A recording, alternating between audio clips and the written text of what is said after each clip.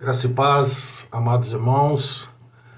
Estamos vivendo um tempo diferente. Eu creio que para a igreja, em todo o tempo, é um tempo diferente. Os irmãos no passado não podiam se reunir, mas eles se reuniam, podiam se abraçar nas cavernas, nos cemitérios. E nós hoje estamos assim à distância, mas uma coisa que nós podemos ter uma certeza é que no céu nada mudou. Então nós temos acesso ao nosso Senhor, ao nosso Deus, diretamente. Somos chamados a entrar nesse Santo dos Santos, a presença do próprio Deus. E é nesse sentido, irmãos, que eu quero meditar com os irmãos nessa manhã, em Hebreus capítulo 7. Vamos ler do verso 17 até o verso 26. E diz assim: porque ele assim testifica: tu és sacerdote eternamente segundo a ordem de Melquisedeque. Porque o precedente mandamento é abrogado por causa da sua fraqueza e inutilidade. Pois a lei nenhuma coisa aperfeiçoou. E desta sorte é introduzida uma melhor esperança, pela qual chegamos a Deus. E visto como não é sem prestar juramento, porque certamente aqueles sem juramento foram feitos sacerdotes, mas este com juramento por aquele que lhe disse: jurou o Senhor e não se arrependerá. Tu és sacerdote eternamente segundo a ordem de Melquisedeque. De tanto melhor aliança, Jesus foi feito fiador. E, na verdade, aqueles foram feitos sacerdotes em grande número, porque pela morte eles foram impedidos de permanecer. Mas este, porque permanece eternamente, tem um sacerdócio perpétuo. Portanto, pode também salvar perfeitamente os que por ele se chegam a Deus, vivendo sempre para interceder por eles. Porque nos convinha tal sumo sacerdote, santo, inocente, imaculado, separado dos pecadores e feito mais sublime do que os céus. Aleluia. Vamos orar ao Senhor, Amado Senhor, que palavras preciosas, Senhor, por mais que podemos nos aprofundar nelas, Senhor, elas são ilimitadas. Como diz Paulo, quão insondáveis são os teus pensamentos, Senhor. Quão inescrutáveis são os teus caminhos. Ó Senhor, é grandioso. Mas nesta manhã nos dê graça de podermos ver um pouquinho mais dessa beleza do nosso Senhor, de ver essa grandeza dele, Senhor, e podemos louvá-lo, adorá-lo, Senhor, lembrar da sua morte, anunciá-la, Senhor, até que ele venha.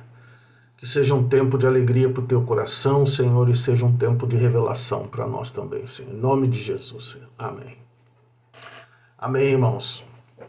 Nesses textos, irmãos, que nós lemos, nós temos uma comparação do ministério sacerdotal de Cristo na nova aliança e da dos sacerdotes na antiga aliança. Porque aqui fala que o Senhor se tornou um sacerdote de uma nova aliança. Então isso aconteceu a partir do momento que ele ressuscitou e subiu aos céus. Então ele passou a ser esse sacerdote, esse sumo sacerdote da nossa confissão. Uma comparação entre a antiga aliança, irmãos, e ministério temporal daqueles sacerdotes, com essa nova aliança e o ministério eterno de Jesus. Então, aqui está dizendo, no verso 19, que a lei nenhuma coisa aperfeiçoou. Então, ela, além de não aperfeiçoar, ela não dava condições ou não nos abria uma porta para que o homem pudesse se achegar a Deus. Então o homem estava separado de Deus, pelas suas obras malignas, como nos fala a palavra. Então nós vemos que na antiga aliança, Deus estava ali com o povo. mas ninguém tinha acesso à presença de Deus. Ninguém podia se achegar a Deus, né? O homem, além de continuar um pecador sem freio, ele não podia se achegar a Deus. No máximo, né, que um sacerdote chegava era no santo lugar. Mas a maioria dos pecadores, eles só podiam chegar ali no átrio. E nem as mulheres podiam, né?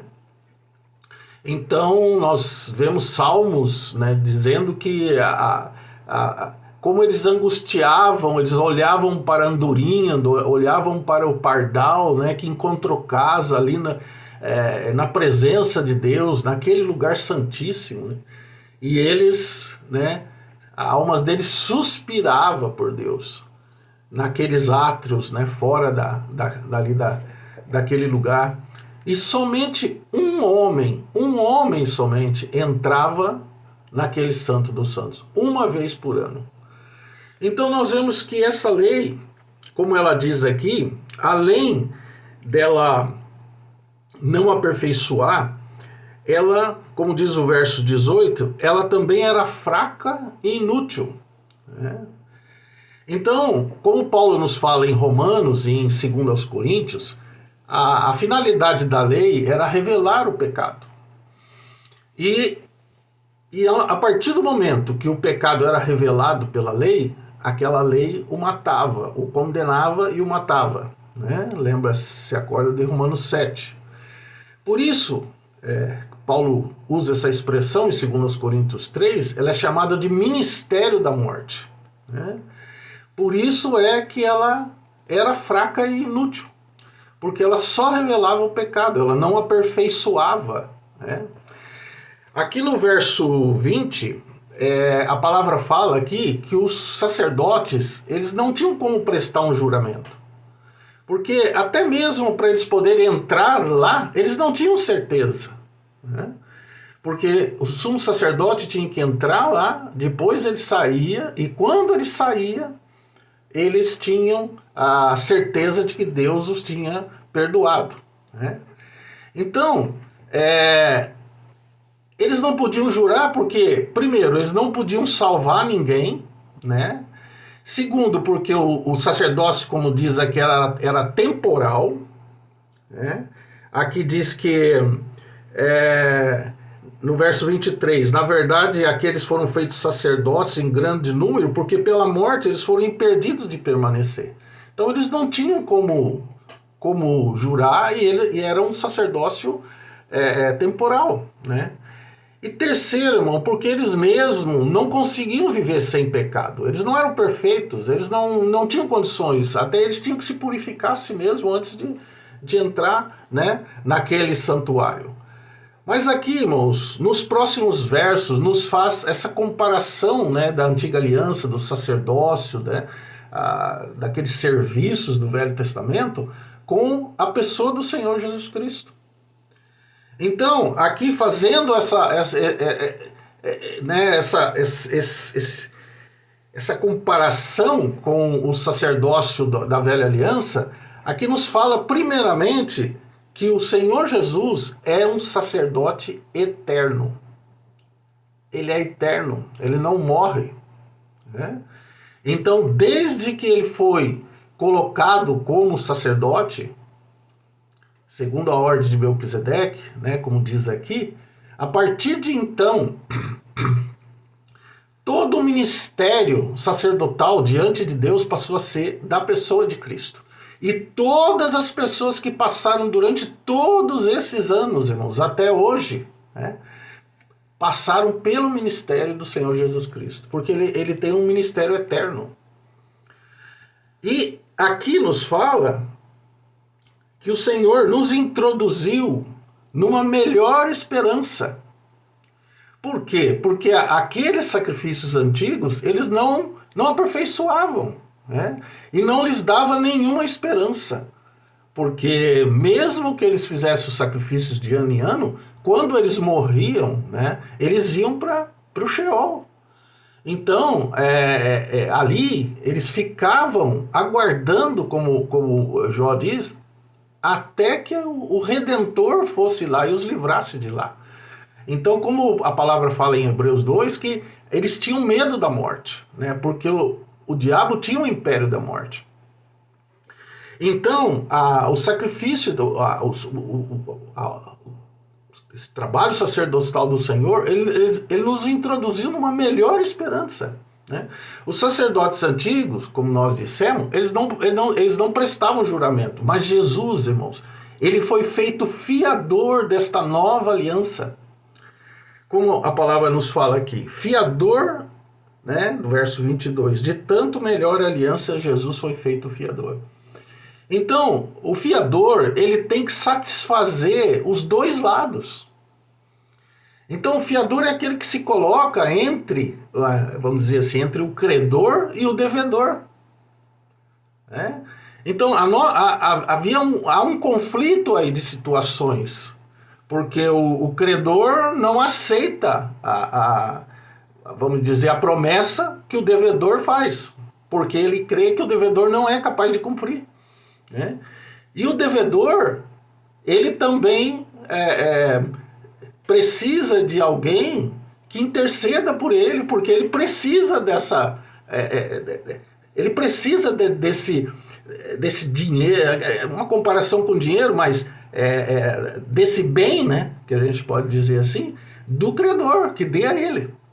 Então essa era a nossa situação entre nós e Deus. Mas o Senhor Jesus se colocou aqui no meio, irmãos, como fiador, como fiador.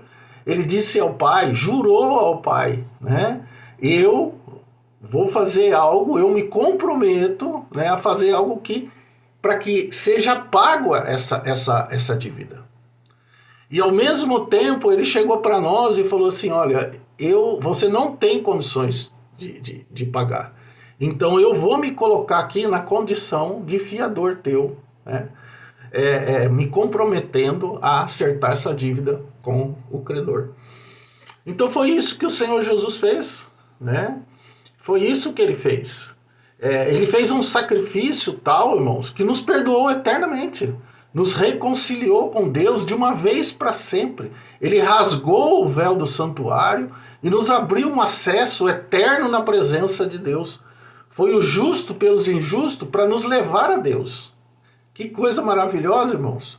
Então, aquilo que realmente nós devíamos, que nós não tínhamos condições de fazer, né, o Senhor fez por nós, Ele garantiu por nós. Né? Ele pegou aquele escrito de dívida que havia contra nós e rasgou, né, cravou na cruz, expôs aos principados e potestades e triunfou deles na mesma cruz. Então, algo maravilhoso, irmãos. Então, aqui ele nos fala que nós esse Novo Testamento nos introduz numa melhor esperança, né? Numa melhor promessa, né? E não só ele se tornou esse mediador, aliás, esse fiador, como ele se tornou também um mediador entre nós e Deus. Né? Então, por Jesus ter esse sacerdócio eterno, desde que ele foi constituído na nova aliança, todos os que foram salvos, como nós disseram, tiveram a ação e intercessão dele. Qualquer um, irmãos, em qualquer tempo que clamou a Deus por sua salvação, desde que ele iniciou esse sacerdócio, né? E até hoje, todos passaram por Cristo. Passaram por esse sacerdócio eterno, né? A qual trouxe uma salvação eterna também, de uma vez para sempre. Né?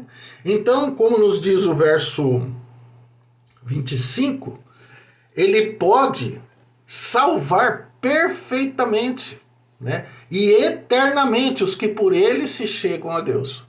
Então, todo aquele que ouve o Evangelho, né, e que recebe a palavra e que clama ao Senhor, né, ele pode salvar perfeitamente. Então os sacerdotes antigos não tinham como salvar, não tinham. Né? Eles faziam algo temporal somente. Mas esse sacerdócio do Senhor, né, ele é um sacerdócio perpétuo. E ele pode salvar perfeitamente os que por ele se chegam a Deus. Né? Então, Os primeiros irmãos salvos, lá, os primeiros, né? Eu, você, nós tivemos a intervenção desse sumo sacerdote maravilhoso. Tudo passou por ele, né? Tudo passou por esse nosso Senhor, que é um sacerdote eterno. E não só ele nos ajudou nisso, né? Ele foi esse sacerdote, como também ele continua intercedendo por nós, continua sendo esse sumo sacerdote, que continua intercedendo por nós, diante de todas as situações que nós passamos, às vezes de desvio, às vezes de pecado, às vezes de qualquer outra coisa que aconteça conosco e que nós, né, somos levados a clamar a Deus, a clamar ao Senhor, né, a ir diante dele, ele continua intercedendo por nós, né? Nós temos um advogado tal que se assentou à destra da majestade nas alturas. E no último verso, irmãos, tem uma expressão aqui maravilhosa, né? Porque ele diz algo magnífico, né? Na velha aliança, nenhum sacerdote, como nós dissemos, conseguia se manter puro.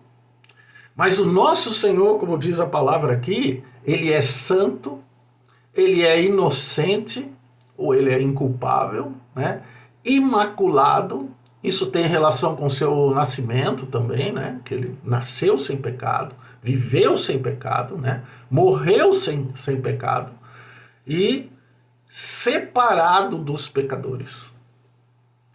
Então diz que convinha tal sumo sacerdote, santo, inocente, imaculado, separado dos pecadores e feito mais sublime do que os céus. Irmãos, vocês imaginam o que é o céu?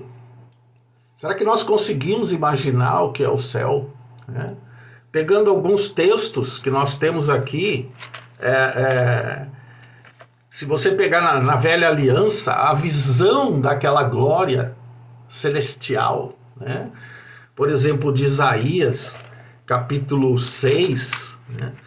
Quando Isaías ele viu aquele trono, vamos ler aqui o texto, a palavra nos fala que no ano que morreu o rei Uzias, verso 1, eu vi também o Senhor assentado sobre um alto e sublime trono, e a cauda do seu manto enchia o templo. Será que nós conseguimos imaginar o que é isso, irmãos? Serafins estavam por cima dele, cada um tinha 6 asas, com 2 cobriam o rosto, e com 2 cobriam seus pés, e com 2 voavam e clamavam uns aos outros, dizendo: Santo, Santo, Santo é o Senhor dos exércitos. Toda a terra está cheia da sua glória, e os umbrais das portas se moveram à voz do que clamava, e a casa se encheu de fumaça. Então a glória do Senhor, lá em Apocalipse 4, nos fala acerca daquela visão que João teve do trono. Só alguns textos, mas os irmãos vão se lembrar de muitos outros, né? Ele diz assim, verso 2: E logo fui arrebatado no espírito, e eis que um trono estava posto no céu, e um assentado sobre o trono. E o que estava sentado era na aparência semelhante a pedra de jaspe e sardônica, e o arco celeste estava ao redor do trono, e parecia semelhante à esmeralda. E ao redor do trono haviam 24 tronos, e vi assentados sobre os tronos 24 anciãos, vestidos de vestes brancas, e tinham sobre as cabeças coroas de ouro. E do trono saíam relâmpagos, trovões e vozes. E diante do trono ardiam 7 lâmpadas de fogo, as quais são os 7 Espíritos de Deus. E depois fala sobre esses 4 seres viventes, né? E no capítulo 5 nos fala acerca de miríades de anjos. Então Paulo, quando ele foi nesse lugar, como ele nos relata, ele disse que ele viu coisas inefáveis que o homem não é digno de revelar. Coisas inefáveis, coisas grandiosas, né? Aqui a gente lê, mas será que isso nos remete à realidade do que é o céu? Do que é esse lugar, do que é esse ambiente celestial? Só que, irmãos, o Senhor Jesus Cristo foi feito mais sublime do que os céus. Mais sublime do que os céus, irmãos. Não dá para nós escrevermos tal grandiosidade do nosso Senhor. Não dá para nós falarmos, irmãos, aqui com palavras, né? O que é esse nosso Senhor, na verdade. Então, amados, o que podemos fazer é clamar ao Senhor que abra os olhos do nosso entendimento cada vez mais, que nós possamos ver o Senhor, né? Podemos ver Ele na beleza da sua santidade, né? Que cada vez mais o Senhor nos revela essa pessoa grandiosa, né? Esse Senhor, esse sacerdote, esse sumo sacerdote tal, né? Esse que realmente nos aperfeiçoou, nos deu uma salvação eterna, né? Jurou, foi um fiador, um mediador, né? E que depois de tudo isso, né, ele foi feito mais sublime do que o céu. Maravilhoso, irmãos, grandioso, né? Nós só temos a louvar e adorar o nosso Senhor. Esse é o nosso caminho, né? Nessa manhã, fazendo memória dele, anunciando a sua morte, né? Adorando, dizendo palavras de gratidão, de louvor, de adoração, né? Glória é o nome do Senhor. Vamos orar e agradecer ao nosso Senhor. Amado Senhor, nós te damos graças, Senhor, te bendizemos, ó Senhor. Como é necessário a revelação do teu Filho Jesus, como necessitamos que ele seja revelado cada vez mais. O Senhor sabe que a altura da nossa adoração, do nosso louvor, depende dessa revelação, Senhor. Quanto mais a sua majestade, a sua glória, a sua santidade, Senhor, é revelada a nós, mais o nosso coração, os nossos lábios se levantam em adoração, Senhor, em clamor e ações de graças a Ti, Senhor. Por isso, nessa manhã, queremos Te louvar e Te adorar. Ainda que aguardamos a volta do Senhor, por isso fazemos memória dEle. Mas como aguardamos, Senhor, e cremos que será em breve, clamamos a Ti que seja em breve, Senhor, e possamos comer com Ele no Seu reino. Em nome do Senhor Jesus. Louvamos o Teu nome, Pai. Em nome dEle, Senhor. Amém, Senhor. Amém, amados irmãos.